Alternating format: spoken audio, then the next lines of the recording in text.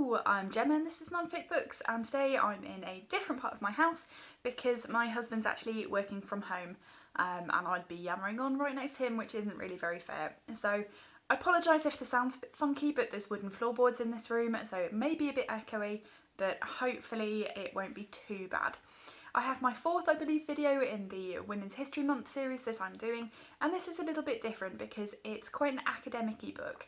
And it's not one of the sort of more popular books that I tend to review most of the time.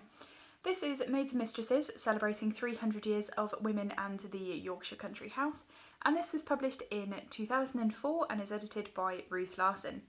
This was put together by the Yorkshire Country House Partnership and was in sort of correlation with 7 houses, which each put on an exhibition in 2004 and 5 as well on their particular Maids and Mistresses.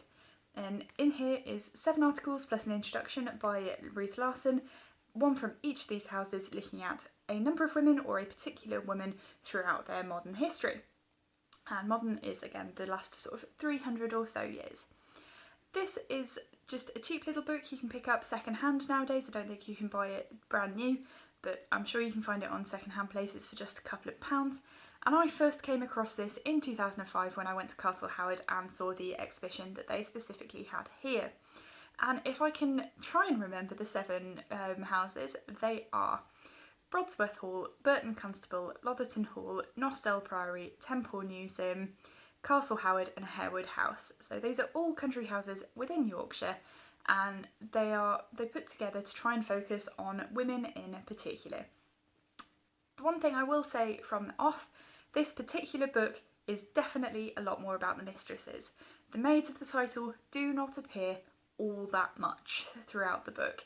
They're mentioned in some articles and not in others, and really there's nowhere that goes particularly in depth. That definitely came out a lot more in the exhibitions rather than in the articles that have made it into this little book. And so that sort of will really kill this book for a lot of people, because I know that is definitely a topic that attracts a lot of people, and this is not the book for you. There are far many better books out there on servants throughout history. This definitely focuses a lot more on the mistresses. Again, it is very short, but the title is a little bit misleading with that because the majority of the information in here is about the mistresses. However, that being said, these women are fascinating, and I think a lot of them are highly underrated and have not had their fair share of historical work done on them. There's a sort of a range of women. The most famous mentioned in here is probably Lady Worsley, who I will just see if I can find the famous image of her because it's very striking. There we go, rather glamorous looking there.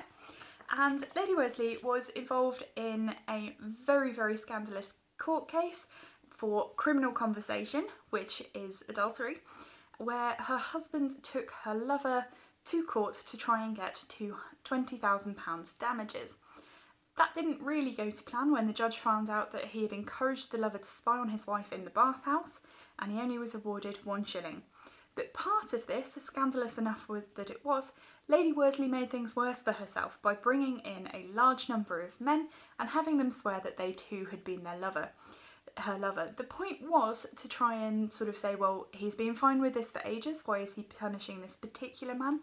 But it totally scandalised society, and afterwards she had to disappear off to the continent for a while the storm sort of died down. She's a fascinating character. There is a book focusing on it called Lady Worsley's Whim, which I've read before, but I will reread fairly soon and review it. So once I've got a review up, I will leave a link down below. And there's sort of smaller level scandals as well. One of the ladies of Nostell Priory ran away with the local baker. Very handsome. They were very happily married, even though it's quite a short marriage. He died not too long after, but she was totally disowned by her family, not too surprisingly. Didn't really do that in those days. But then there are also some women that I think are really undervalued. People like Sabine, who, which house was that?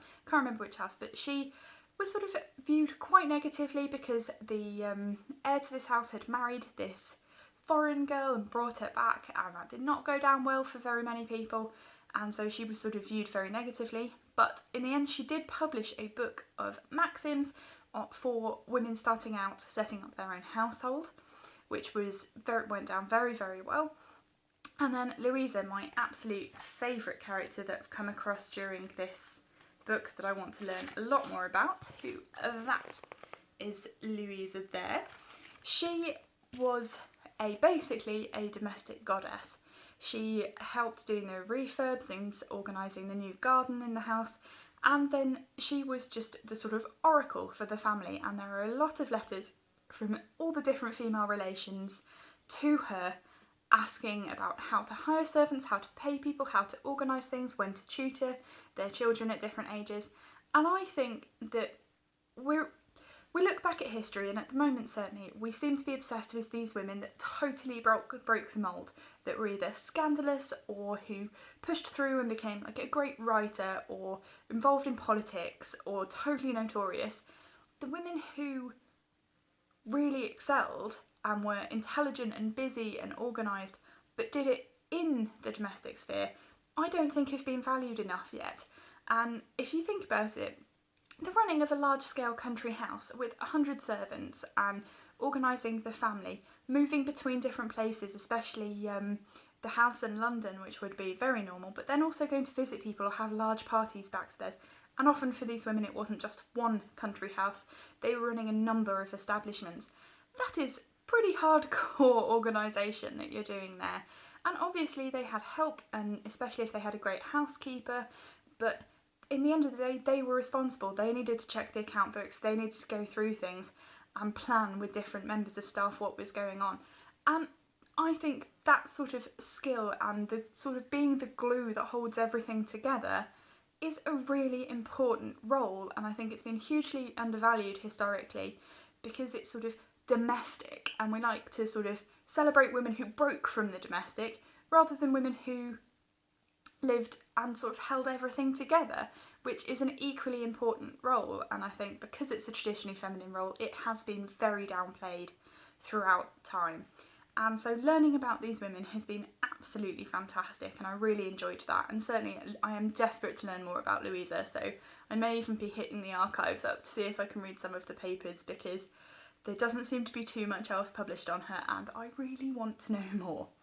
So this is a great little book. I am very much interested in women in the country house, particularly the mistresses, so this is perfect for me. If, again, as I said, if you're more interested in the maids aspect of things, this is not the book at all. But overall it was a really enjoyable look, and it's great to see something so well researched and referenced, and there's a fantastic bibliography and notes at the end of each article, and then a general reading at the end, which is great. There's so many more books on my reading list now. You don't need to be particularly academic or have any particular experience to still enjoy this book. It's just well researched, it's well written, and the articles are only about 10 to 15 pages long, so it's very easy to dip in and out of. I really recommend this little book if you're interested in women in country houses, and I'd love to know if any of you know about this sort of thing that's happened in other parts of the country, or any particular books on women in country houses that you'd recommend, because I am just obsessed. I love it. I did part of my undergrad work on it. I just love women in history, and country houses are definitely sort of my thing. So I love this, and if you've got any recommendations similar to this, leave them down below with any comments and questions as well. Hopefully I'll see you in a video soon. Bye!